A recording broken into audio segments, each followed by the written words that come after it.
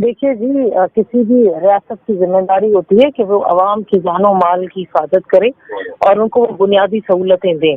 जो ये हमें असेंबली में खड़े खड़े घंटे घंटा खड़े होकर लेक्चर देते हैं कि आइन की पासदारी करनी चाहिए, आइन पे चलना चाहिए, ये कौन सा आइन की पासदारी करिए, कौन सी इंसानियत है, किस तरह का ये रियासत और सिस्टम चल रहा है, ये जमहूरियत है। आप खुद देखें कि सीएम साहब गटर के लिए तो बाहर निकलते हैं गटरों की, क्योंकि उनकी तस्वीरें बन रही थी, लेकिन यहाँ पर असेंबली के अहाते में इतनी बड़ी इंसानियत की एक अखलाकियात की एक मिसाल सामने दिखाई जा रही है कि किस तरह माएँ बहनें बेटियां छोटे छोटे मासूम बच्चे बेसरो सामान बगैर छत के, यहाँ पर तो मुझे हैरत होती है कि यहाँ पर यानी अगर कहीं किसी दूर दराज इलाके में इस तरह का वाक़या हो तो कहा जा सकता है कि हुकूमत नहीं पहुंच सकी, लेकिन ये तो इसके करीब सामने गवर्नर हाउस है, यहाँ पर सीएम हाउस है, वहाँ पर सारे गुजरा इसी आस पास इसी असेंबली के वो रहते हैं।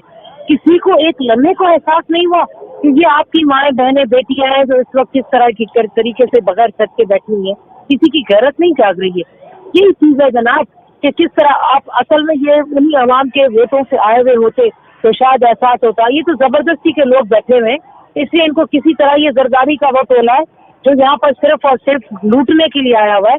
ये रोटी कपड़ा मकान का जो है उसका इन्होंने नारे का ही उलट कर दिया कि रोटी के बदले गोली देंगे, मकान के बदले तुमको देंगे कब्र, और ये जो कपड़ा कहते हैं कपड़े के बजाय ये कफन दे रहे हैं। आजकल ये हशर हो रहा है पिछले 5 सालों से अवाम के साथ, ये सबसे बड़ी मिसाल यहाँ पर हो रही है।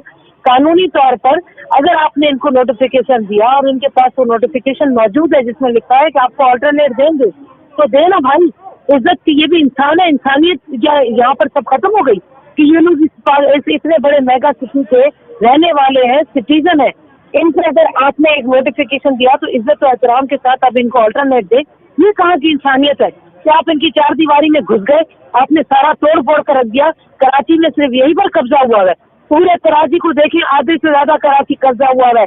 उन लोगों को हटाए ना, पहले उन लोगों से कब्जा लेना। यहाँ पर इन लोगों को इसलिए हटाना था कि इतनी बड़ी शानदार जो असेंबली है और ये हमारे गुजरा जो इस वक्त रियासत है बादशाह जिनकी चल रही है, उनके 8-8 पराडो आएंगी, उनमें लोग बैठे हुए होंगे, वो पराडो कहाँ खड़ी होगी?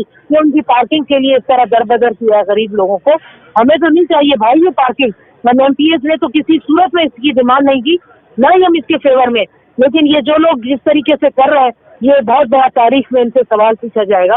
कल असेंबली में इसका बिल्कुल हम जवाब लेंगे और इनसे जरूर ये पूछेंगे कि ये किस तरह की इंसानियत है, किस तरह की रियासत है जिसमें अपने ही लोगों को इस तरह दरबदर करके माँ बहनों को आप बाहर छतों पर, और कोई आकर इनसे हमदर्दी के 2 लफ्ज नहीं बोल रहा।